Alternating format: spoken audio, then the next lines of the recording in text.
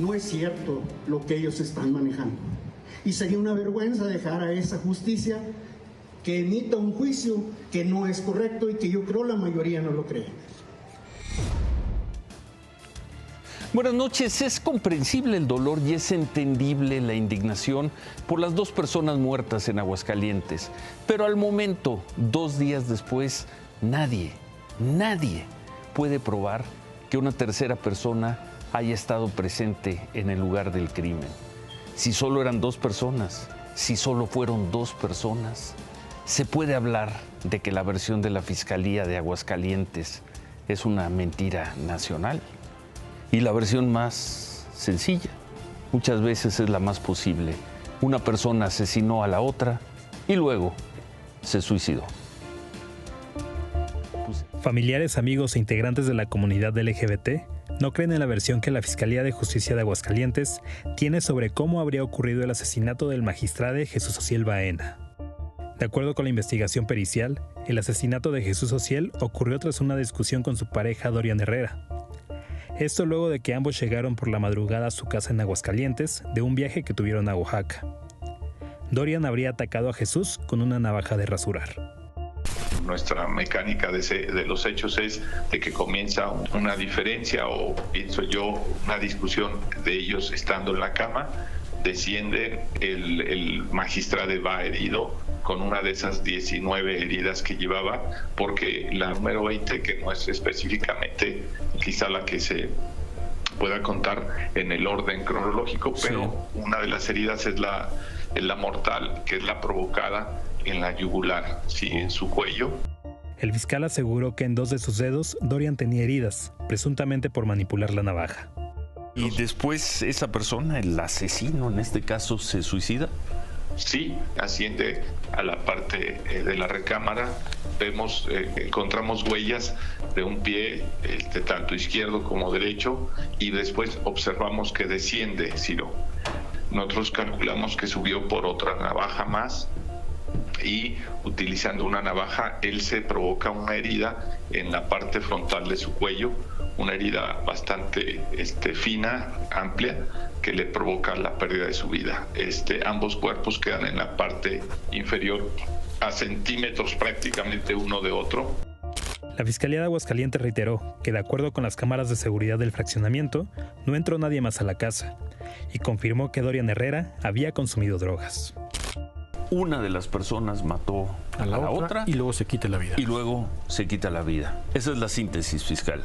Sí, podríamos decir que esa es la conclusión que tenemos con la información pericial hasta este momento. ¿Se sabe si hubo consumo de alcohol, alguna droga? Nada. Sale positivo para metanfetaminas Dorian, la pareja. Dorian. Sin embargo, hoy la familia del magistrado rechazó por completo esta versión, pues aseguran que Dorian y Jesús Ociel tenían una buena relación. Ellos acababan de llegar de su viaje de Oaxaca juntos, felices, contentos.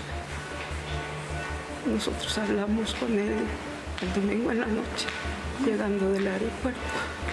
Estaban contentos los dos, estaban felices como siempre. Los avances en investigación han provocado una serie de manifestaciones por parte de amigos y colectivos LGBT, pues piden que no se trate como un crimen pasional. Lo que se ha dicho ahí es que hubo un conflicto entre 2 personas, eso fue lo que dijo la Fiscalía. Crimen pasional, mentira nacional. No se ha descartado crimen pasional, mentira nacional. Ninguna posibilidad. Investiguen, hagan Entonces, su trabajo. ahí lo que... Yo amo mi vida.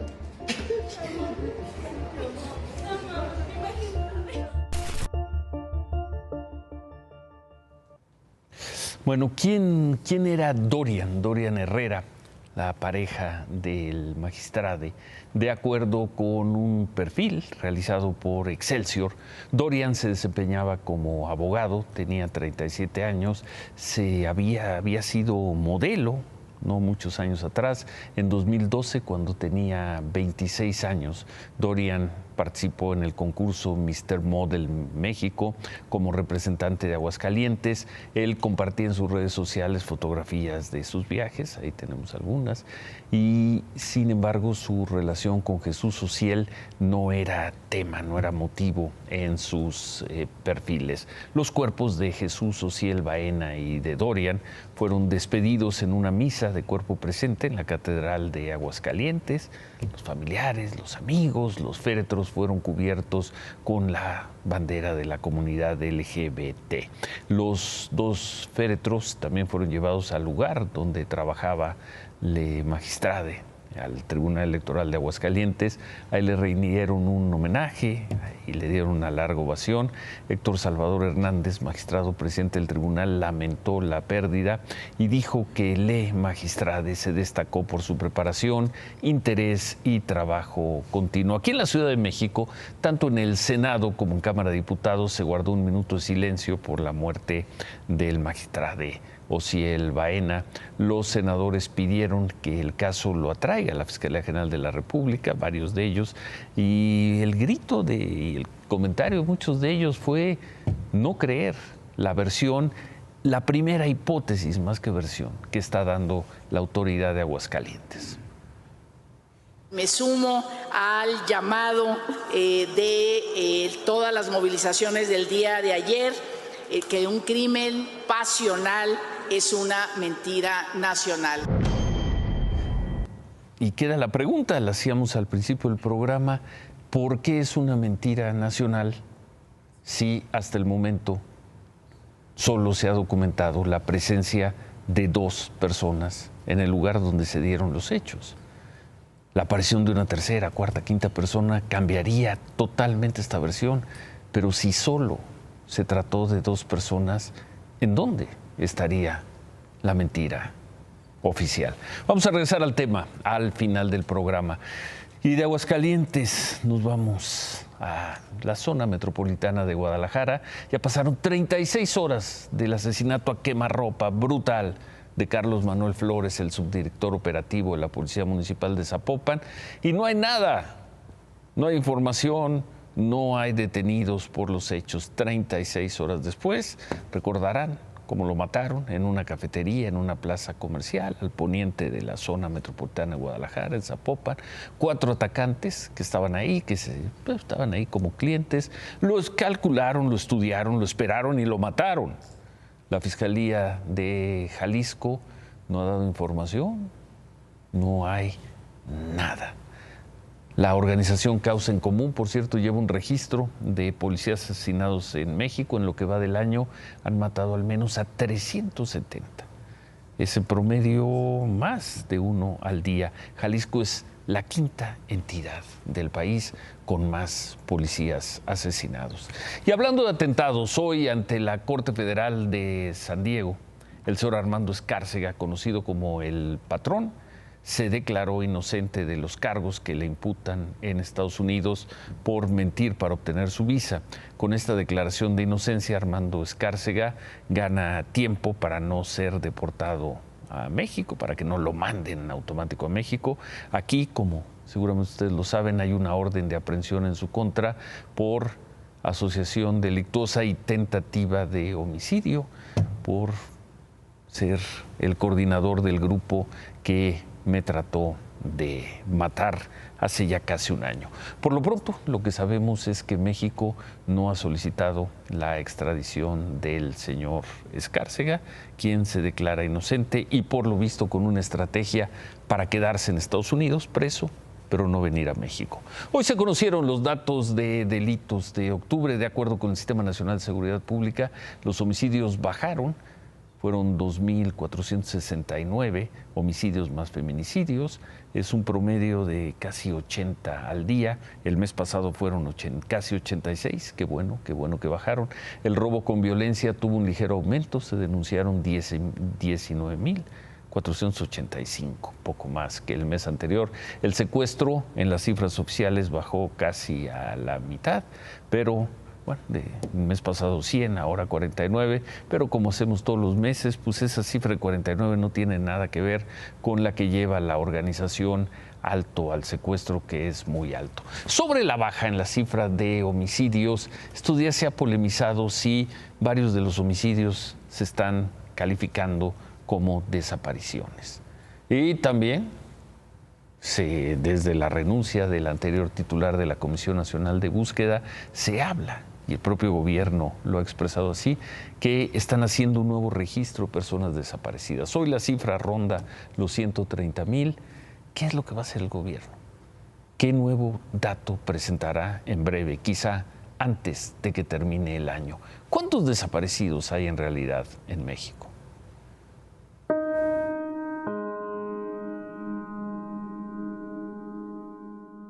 Entonces, ¿por cuántas decenas de miles de veces debe multiplicarse la agonía de extrañar a quien no se sabe si vive o muere? El dato oficial existente apunta a que la multiplicación debe ser por 126,000, pero la cifra está por ser oficial u oficialistamente desmentida hacia una cantidad en que el horror, en una gráfica de barras, se habrá de ver más pequeño. Tamaulipas, lugar en guerra criminal desde hace varios años, es uno de los estados con más desaparecidos. Por sus carreteras y brechas, miles de casas reventadas, como en el argot común de policías y matones se llaman a las propiedades allanadas, baleadas y saqueadas, son, de vez en cuando, también cocinas, sitios de extinción de existencias. Es en estos pedacitos de país rebosantes de terror que un puñado de forenses, apenas provistos con algo más que nada, buscan pedacitos de sueños, de pasados, de futuros incinerados con diésel adentro de un tambo del que esta vez apenas se salvaron los trozos de 2 dedos. Mientras la vida pasa en fuga a su lado y de quienes buscan a uno de los suyos, aunque de uno en uno ya son miles o decenas de miles o cientos de miles, porque basta que una persona se quede viendo la vida desde la foto de su tarjeta de desaparición, sin vivir ni morir, para que el pedazo de horror sea todo México. El gobierno federal ha expresado que elaboran un nuevo censo de desaparecidos y, según la información que se ha dado a conocer, ese nuevo censo estaría listo en un mes. Hoy la cifra ronda los 126,000, un poco menos de 130,000. ¿En cuánto quedará ese dato cuando esté terminado el nuevo censo?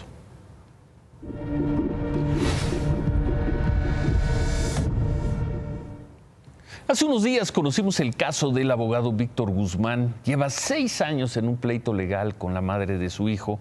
La madre de su hijo es la diputada federal del Partido del Trabajo, Ana Laura Bernal. El abogado busca el reconocimiento de paternidad y un acuerdo de visitas. En agosto de 2022 le arrebataron a su hijo en lo que dice fue un operativo amañado. Víctor Guzmán denuncia que derivado de este pleito le están fincando acusaciones falsas, acusaciones en las que no solo está involucrada su expareja, la diputada federal, sino, según él, también la directora de la CONADE, Ana Gabriela Guevara. Ya presentó denuncias penales contra ellas dos y dice esto le trajo consecuencias legales. Hoy, este martes, salvó por lo pronto la vinculación a proceso y quizá salvó la cárcel. Como presenté una denuncia en contra de la diputada Ana Laura Bernal Camarena, que es mi expareja, y su pareja, la titular de la CONADE, Ana Gabriela Guevara Espinosa, pues temía yo, por haber presentado esa denuncia de toda la red de corrupción que han tejido en mi contra, tenía miedo de que me presentaran alguna denuncia falsa y me detuvieran. Y pues mi temor era fundado y se acaba de materializar el día de hoy, porque me notificaron que tenía una audiencia, que supuestamente porque había abusado sexualmente de mi hijo. Gracias a Dios nos dieron un auto de no vinculación a proceso, esto porque no hay elementos para demostrar que yo abusé de mi hijo. O sea, otra vez, es una denuncia falsa y con el ánimo de tener, o sea, estas señoras con el ánimo de tener una ventaja legal sobre mí y que yo no pueda ver y ni convivir con mi hijo. Ali. Oye, mi rey, Está tu mamá aquí afuera. Está tu mamá aquí afuera. Y me quiere meter a la cárcel porque estás aquí conmigo. ¡Ey! Escúchame. Mañana aquí las imágenes y la historia de Víctor Guzmán contra la diputada federal Ana Laura Ochoa y contra Ana Gabriela Guevara.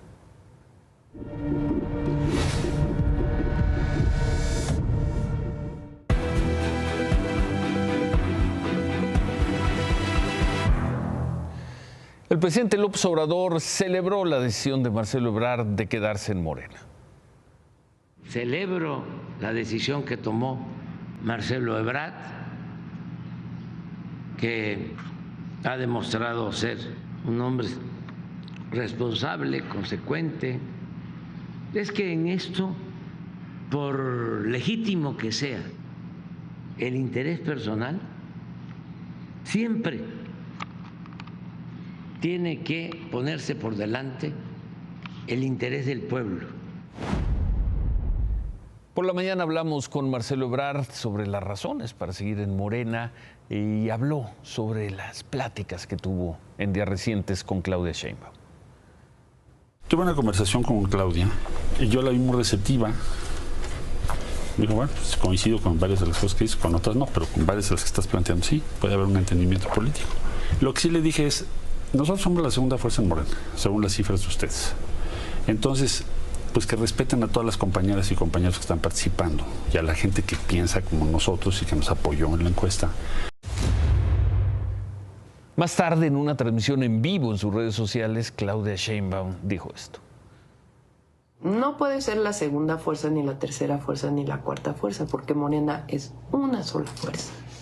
Entonces, qué bueno que él decidió quedarse en Morena. Pero fíjense, cuando se crea Morena hay unos estatutos que dicen que la filiación es individual y directamente dice que no puede haber corrientes. Entonces es importante que todos, y más ahora que inicia la precampaña y la campaña electoral y que viene el 2024, que todos estemos unidos.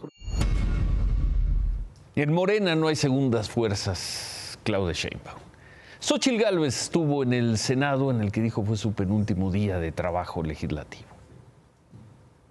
Mañana cierro ya mi trabajo aquí legislativo en el Senado y el próximo lunes inicio mi precampaña. Ya soy oficialmente aspirante por un partido a la presidencia, a la precandidatura. Ya soy aspirante a la precandidatura presidencial y luego ya vendrá pues la candidatura en su momento que los partidos así lo decidan. Entonces sigue recorrer el país, sigue caminar México, sigue hablar con la gente y ahora sí empieza el proceso legal de empezar a hacer algunas propuestas hacia los militantes de los partidos. Claudia, buenas noches. Ciro, buenas noches. 3 semanas se cumplen hoy desde el paso del huracán Otis en las costas de Guerrero. Y el aeropuerto de Acapulco tuvo sus primeros 2 vuelos comerciales operados por Volaris. La cabina en la planta alta de la torre de control fue rehabilitada. Los equipos con los que trabajan los controladores aéreos ya están funcionando porque ya hay luz. También se repusieron los 4 kilómetros de barda perimetral que tiró el huracán. Es decir, según la autoridad, el aeropuerto de Acapulco ya es seguro para operar. A partir del 24 de noviembre, la semana próxima, la Secretaría de Comunicaciones y Transportes estima que podrán restablecerse ya todos los vuelos en el puerto. Ojalá. Y en estos momentos se lleva a cabo el primer concierto de Paul McCartney aquí en la Ciudad de México, porque teníamos que informar a la nación. ¿Qué ha pasado ahí? En el Foro Sol. Es la 6ª presentación de Paul McCartney en México. Y así se ha vivido, así se ha sentido el ambiente esta noche.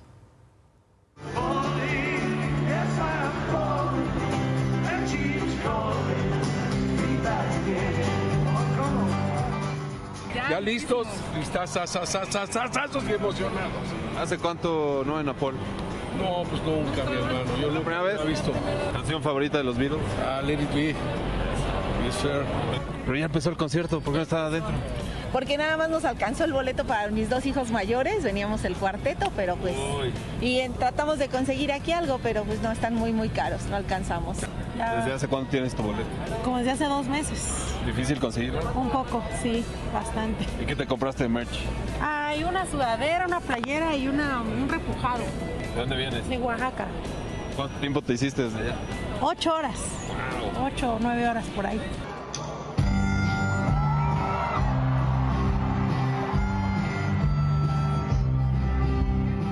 Hola, ¿van a entrar? No. No alcanzamos. ¿No hubo boletas? No. Se acabaron rápido, ¿no? Sí. ¿Es muy fan? Sí, la verdad es que sí. Los conocí desde los 12 y yo me impresioné cuando los vi y yo pensé que todavía seguían vivos. Y yo decía, ay, yo quiero ir a un concierto, mamá. Y mi mamá me dijo, no, ¿quién se murieron? Y yo, no, la decepción total, pero yo los amo.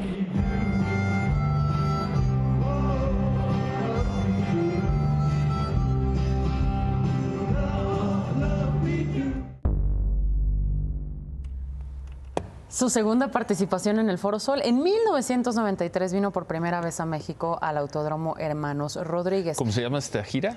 Got Back Tour. El jueves regresa al Foro Sol. Por cierto, y en otras cosas, más allá de la confusión de ayer, Ciro, hoy se confirmó que la fiscal de la Ciudad de México, Ernestina Godoy, comparecerá el martes a las 6 de la tarde. Ahora sí. Ahora sí. Ante Lo hará diputados los locales diputados. de la Así Ciudad es, de México. con respecto al proceso de su ratificación, pero no lo hará de manera presencial, lo hará vía remota, tal y como Solo lo se dijimos pospuso ayer. unos días. Gracias, Claudia. Ciro, no me puedo ir. Y no me puedo ir por dos razones. Por primera vez, desde el inicio de su gobierno, el presidente López Obrador tendrá un encuentro con el presidente de China, Xi Jinping. Se verán el jueves en San Francisco y, al igual que con Biden, lo hará en el marco del Foro de Cooperación Económica Asia-Pacífico. Aquí no hablarán de migración. Con el presidente chino hablará principalmente sobre la crisis por el tráfico de fentanilo. ¿Y la segunda? Y la segunda, durante la inauguración de una sucursal del Banco de Bienestar en Culiacán, el presidente López Obrador dijo esto. Ahora en la gira, el sábado, fui a Mexicali y luego a San Felipe, allá en el Golfo de California. Antes se llamaba el Mar de Cortés, pero ya le vamos a cambiar el nombre. Es Golfo de California. ¿Qué Mar de Cortés ni qué nada? ¿Cómo que le van a cambiar el nombre? Pues llama la atención la declaración del presidente porque ahí tenemos en pantalla el Archivo de Información Oceanográfica Nacional de la Secretaría de Marina y ahí, sí, no mienten mis lentes, dice Golfo de California. En la primaria decía Golfo de California, en la tuya. Sí, es oficial, es el nombre oficial, Golfo de California. No sé qué pretende el presidente con esta declaración. Pues decir, es la transformación que ya lo va a cambiar. Digamos que fue también una ocurrencia de gira presidencial. Bueno, gracias. Buenas noches, Claudia. Caminos y Puentes Federales anunció que a partir de mañana suben las tarifas de peaje en autopistas y puentes del país. Mañana, primer minuto de mañana, el aumento va a ser de 3% y de acuerdo con Capufe, permitirá para que estos recursos se usen en la conservación de las carreteras. Dentro de hora y minutos suben los precios en las casetas.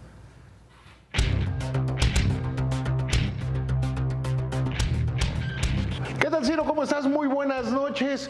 Pues hoy el secretario de Hacienda, Rogelio Ramírez de la O, sale a decir lo que ya todos sabemos, pero luego le pone un giro, por llamarle de alguna manera, que le beneficia al gobierno. Dice que durante este año la economía crecerá 3.5%, ya todos los analistas han descontado que va a crecer 3.5%, con el dato que se dio, el último del INEGI, ya se sabía que la economía va a crecer cuando poco, 3.3%. Ahora entonces, pues está bien que vaya el secretario de Hacienda, Rogelio Ramírez de la O, a decir a la reunión del OPEP, pues gracias a las políticas del gobierno. También habría que decir que con las políticas del gobierno, con estas mismas políticas, pues la economía mexicana habrá crecido muy poquito durante todo este sexenio. Si tomamos este 3.5% como bueno y empezamos a hacer la matemática, resultará que la economía mexicana en lo que va de esta administración habrá crecido como 0.6, 0.7%. ¿Que es muy poquito? Sí, Durante el periodo neoliberal, ese que tanto critican, que tanto fustigan, la economía crecía al 2.4%. Ahora la economía sigue siendo más pequeña de lo que era en el 2018. Quien gane las próximas elecciones, Ciro, pues va a tener que hacer mucho, no solo para evitar una crisis, sino para recuperar el crecimiento de la economía. Ciro, muy buenas noches, que te vaya muy bien.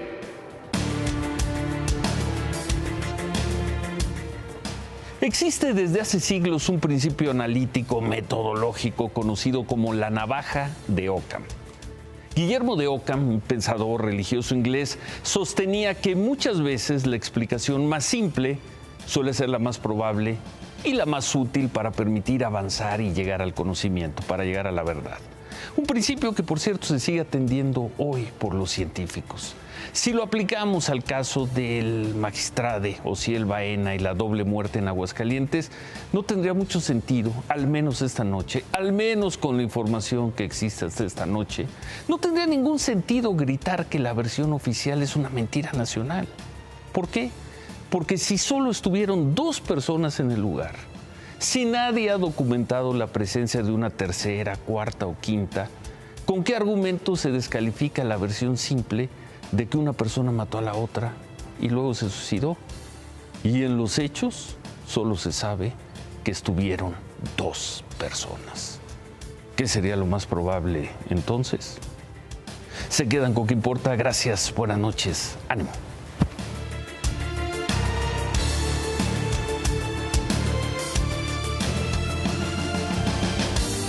Imagen Noticias, acompáñenos de lunes a viernes, 10:30 de la noche, a través de Imagen Televisión por el 3.1 y síganos también en nuestras redes sociales.